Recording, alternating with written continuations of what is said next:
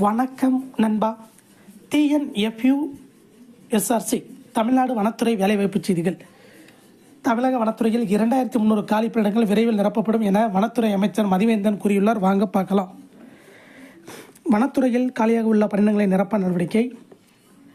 வனத்துறையில் காலியாக உள்ள பணியிடங்களை தமிழ்நாடு அரசு பணியாளர் தேர்வாணையம் TNPSC மூலம் நிரப்ப நடவடிக்கை எடுக்கப்பட்டு வருவதாக வனத்துறை அமைச்சர் மதிவேந்தன் தெரிவித்தார். தமிழ்நாடு வனத்துறை ஊழியர்களுக்கான மாநில அளவிலான 27வது விளையாட்டுப் போட்டி கோவை வனக்கல்லூரி விளையாட்டு அரங்கில் வியாழன் வெள்ளி ஆகிய 2 நாள்கள் செப்டம்பர் 19, 20 நடைபெறுகிறது. இப்போட்டியில் கோவை, சென்னை, திருச்சி, மதுரை உள்ளிட்ட 13 மண்டலங்களைச் சேர்ந்த 652 பேர் பங்கேற்றுள்ளனர்.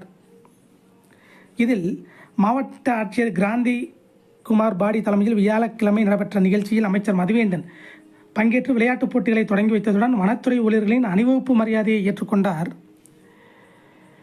இதைத் தொடர்ந்து யானையை காப்போம் என்ற விழிப்புணர்வு நிகழ்ச்சியை தொடங்கி வைத்தார். அப்போது வனத்துறை விளையாட்டு பிரிவில் பணி ஒதுக்கீடு பெற்று பணியாற்றி வரும் ஊழியர்கள் ஜூடோ, கத்துச்சண்டை, டாக்வாண்டோ ஆகிய சாகச விளையாட்டுகளை அமைச்சர் முன்னிலையில் செய்து காட்டினர். விழாவில் தேசிய கபடி போட்டியில் தங்கம் வென்ற கோவை அணி மற்றும் தேசிய, மாநில அளவிலான வனத்துறை விளையாட்டுப் போட்டிகளில் வெற்றி பெற்றவர்களுக்கு அமைச்சர் கோப்பை, பதக்கங்களை வழங்கினார்.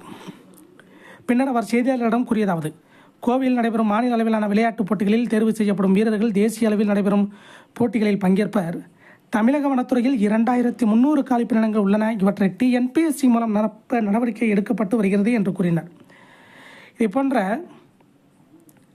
வனத்துறை வேலைவாய்ப்பு செய்திகளை உடனுக்குடன் தெரிந்து கொள்ள நம்ம சேனலை சப்ஸ்கிரைப் பண்ணுங்கள், ஷேர் பண்ணுங்கள், லைக் பண்ணுங்கள். நன்றி, வணக்கம்.